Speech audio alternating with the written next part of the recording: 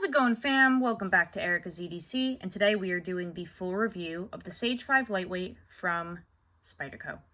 This is a knife that I have a lot of experience with. This particular one I tested for 2 weeks, but I had the Blade HQ version with the M4 blade steel for quite some time, so I'm going to combine that information with the experiences that I had with this one, and I'm going to give a full review because we did end up putting an edge on here, and that is one of my qualifications for a review. I can't give a full review unless I've sharpened the knife, carried it for a month, all that good stuff. So we're just gonna hop right into this, guys. This is one of my favorite knives from Spyderco.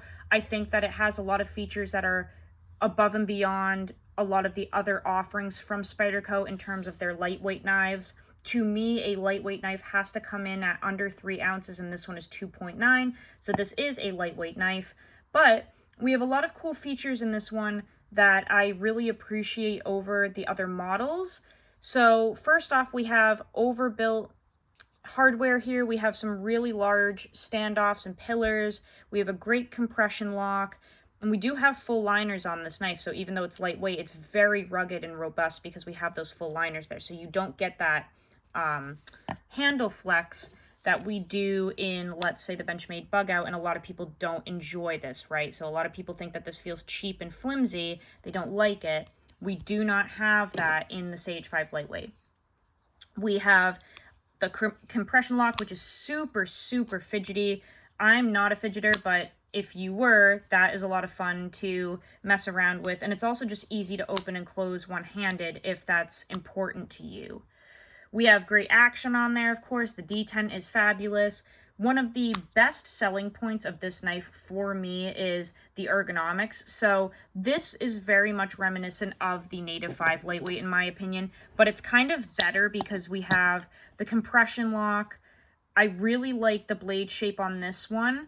I like the belly, and I really enjoy the ergonomics of this knife. It's not squared off like the Native 5 Lightweight. It's very comfortable in hand. You have a lot of chamfering here, a lot of rounding. It's really comfortable, and you're still getting that forward choil with the jimping that we get in the Native 5 Lightweight that we absolutely love. The bidirectional texturing on this model is also my preferred method. I really like this honeycomb pattern. I think it just looks better. It doesn't feel really any different in hand compared to the other like square bidirectional texturing on this model. But I do think it looks good. I think it just looks a little better, and again, maybe a little less cheap if that's important to you. This did come with a wire deep carry clip. That is one thing I don't enjoy about the knife. I tend to bend those out of shape pretty quickly, so I did throw a Lynch Northwest deep carry clip onto this one, and this is very sturdy, really durable. I typically do that with my Spydercos. I just am not the biggest fan of their stock clips, but especially the deep carry wire clips. I don't do well with those. I think I'm just too rough on things, and I always bend them out of shape. There goes the knife. So I did put the Lynch clip on there, but aside from that, I didn't do anything else to this in terms of changing any hardware out or anything. I don't think it's necessary. The knife is really, really comfortable in hand in all types of grips. I don't use any grip like this or anything. I really just do this, and it's super comfortable. The jimping is some of the best. I think Spyderco really has that dialed in. You don't have to use the forward choil. You can hold back like this if you want, but I really find it comfortable in this position. The blade stock is pretty thick, but we do have a full flat ground blade that thins out a reasonable amount behind the edge. I did put 15 DPS on this just because I had to redo the whole edge since I damaged the first part of it, which I mentioned in another video. And I did just bring that bevel back, but that isn't necessary. It cuts just fine as it is from factory. Let's bring in some different models here and just do some comparisons with some lightweight models, and then we're gonna finish the video out talking about the sharpening experience and the S30V in particular. If we have the Benchmade bug out versus the Sage 5 Lightweight, this Sage 5 Lightweight wins above and beyond. I think that the scale flex on this one is just a no-go, and I also really like the cutting performance of this blade shape better and this grind. And Spyderco just really does lightweight knives better than Benchmade in my opinion. I really like the compression lock. I know a lot of people have issues with the Omega springs, so out of these two, I would definitely pick the Sage 5 lightweight. If we bring in one other Benchmade model, the Benchmade Mini Griptilian, again, I would choose the Sage 5 lightweight because the reason people go for the Mini Griptilian is the rugged aspects of this knife. It's really overbuilt and very stout for its size.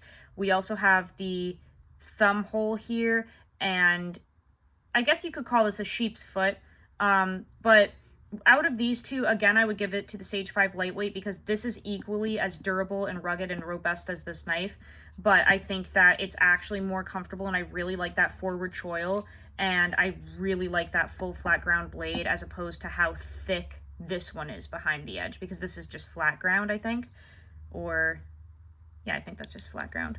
And again, we have those Omega springs that people have issues with, so no Benchmades this time. Let's bring in the Native 5 lightweight. Again, I would choose the Sage 5 lightweight just because the back lock on this is a little trickier to open and close than this one, and you're basically getting a bunch of the qualities from the Native 5 lightweight in the Sage 5 lightweight, but you have the upgraded locking mechanism and the rounding on all of the corners and everything. It's just more comfortable in hand. The Native 5 lightweight is very square and blocky. This one has been modded and my friend rounded the corners on it and everything, but when you get it from factory, it's just it's kind of like holding a rectangle in your hand, I guess. So again, I would choose the Sage 5 lightweight. We'll bring in one more Spyderco for comparison, the Delica. This one is a little bit of a toss-up because, as you can see, the Sage 5 lightweight is a little bit bulky. It doesn't feel like it, but if you're just looking at it and in pocket, it just carries a little wider than the Delica 4.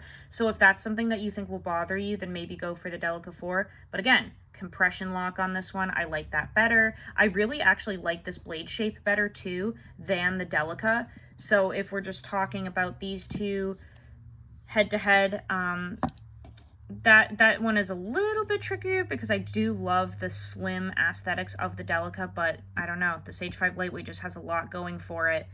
So that one is kind of up to you, I guess. And then the last one that we're going to bring in is a TRM Neutron 2 here. This one I probably would have to give to the TRM just because we do have an upgraded blade steel. We have 20 CV, which in my opinion is heat treated very well. This knife is actually lighter, and if you look at the handles here, the TRM has a very similar handle shape, but way more comfortable. So this is really ergonomic in hand, super thin, way lighter than the Sage 5. Just very, very soft in hand, very thin. We have, you know, that nice thin blade there. We do have a liner lock on this one. Super smooth though. If you are a fidgeter, you can absolutely fidget with this.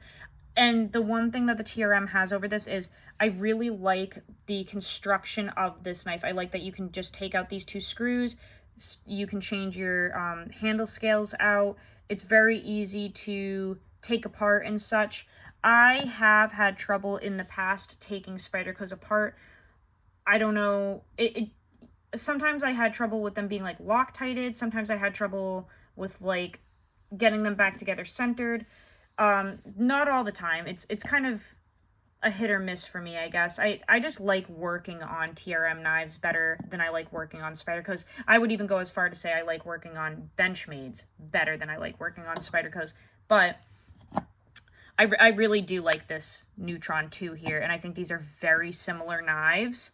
I wish this had a lanyard hole, but aside from that, I don't know. American-made knife up here. I would choose the TRM Neutron 2 over the Sage 5 lightweight. But aside from that, in this lineup, the Sage 5 did win every category. It's amazing. I think it's 100% worth a try. And the best part about this whole knife was the steel. So we have S30V on here. That is a steel that was made for knives. We see it a lot from Benchmade. However, in my experience, Benchmade tends to burn their edges, and they also just seem to treat it not as much as I would like. Like, they don't treat it as well as I would expect, I guess. I'm trying to be nice here.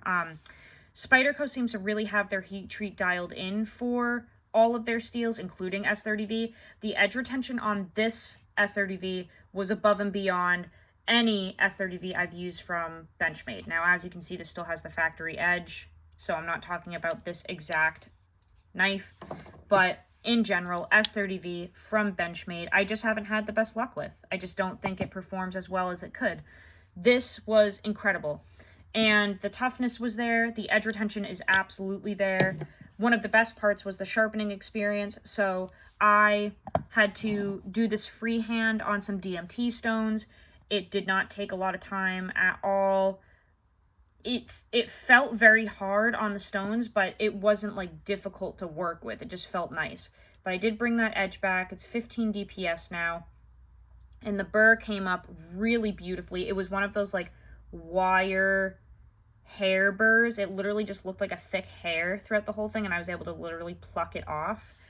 That was really cool. That's the first time that this ever happened to me. So very well done, very well treated steel. The edge retention is incredible. Like I said, the toughness is really good for S30V because some people say that it's like super chippy, and I dented all of this up here, but it didn't actually chip. It just kind of like crushed in and rolled, and it was really easy to remedy. So I don't know, guys. I think this one's kind of slept on. I really like the Sage 5. I like all of the Sage series. I had the Sage 3, the Blackie Collins bolt action one, that was really nice. I've had the titanium one. I've had the G10 Maximate. I've had the Blade HQ exclusive of this one with the M4 blade steel. Like, I've had a whole bunch of Sage knives, and they're just, I think they're overlooked for some reason, but I really like them. So I hope that you maybe try one out after you see this video.